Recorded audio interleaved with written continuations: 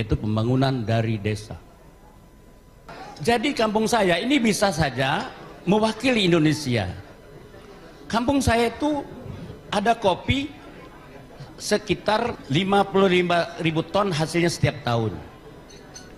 Dengan lahan yang luas. Satu pohon menghasilkan 1 kilogram. Vietnam, satu pohon 10 kilogram. Ironi kan? Ironis. Lahannya kecil tapi dia kopi nomor 2 di dunia. Nomor 1 Brazil, ini informasi untuk Pak Hatta. Nomor 3 Indonesia, nomor 4 Ethiopia, nomor 5 Kolombia. Tapi lahan kita luas, cuman menghasilkan jauh daripada Vietnam. Kedua, kita kan nikmatin beras impornya Vietnam kan, dia 7 juta ton ekspornya ke seluruh dunia. Ke Indonesia lebih kurang 1,5 sampai 2 juta ton ke Indonesia. Di Indonesia per hektar sawah hasilnya 1 ton. Di Vietnam 10 sampai 14 ton. Itu semakin ironi. Saya ingin menjelaskan begini.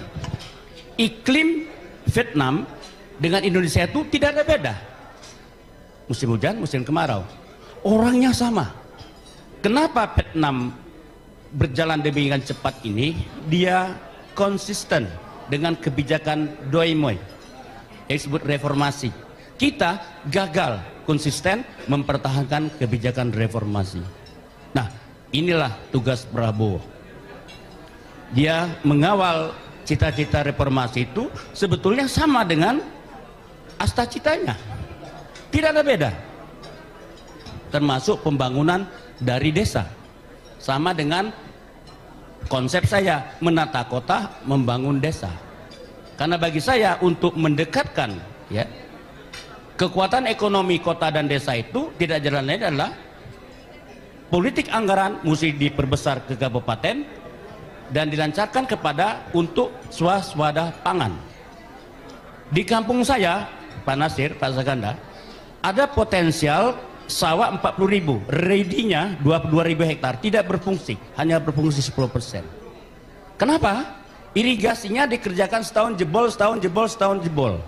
Kita mesti melakukan terobosan besar. Itu ada di tangan Prabowo.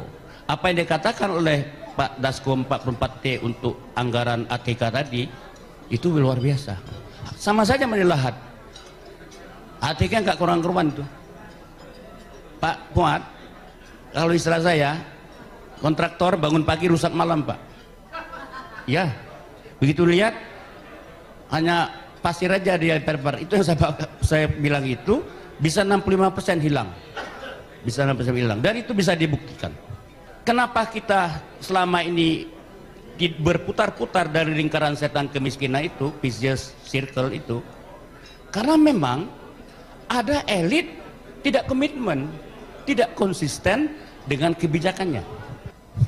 Dulu ada politik benteng. Disabot, gagal.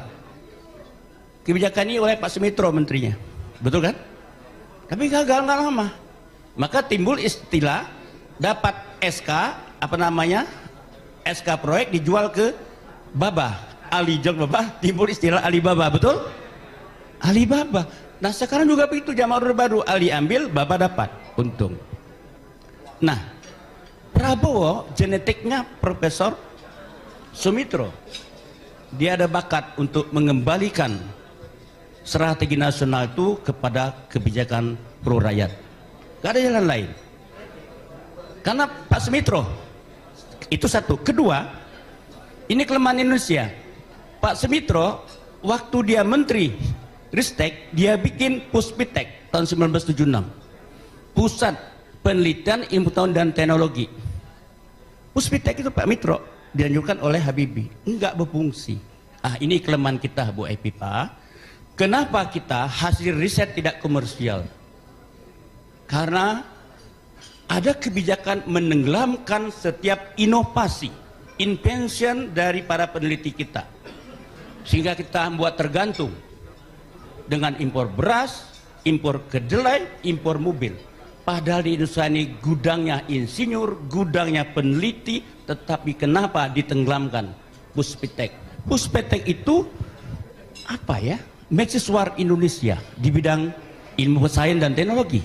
Menurut saya kelemahan-kelemahan ini mesti ditutup oleh Pak Prabowo, mulai menghargai Puspetek yang didirikan oleh orang tuanya untuk mengakselerasi industri kita. Jadi saya ingin menutup begini.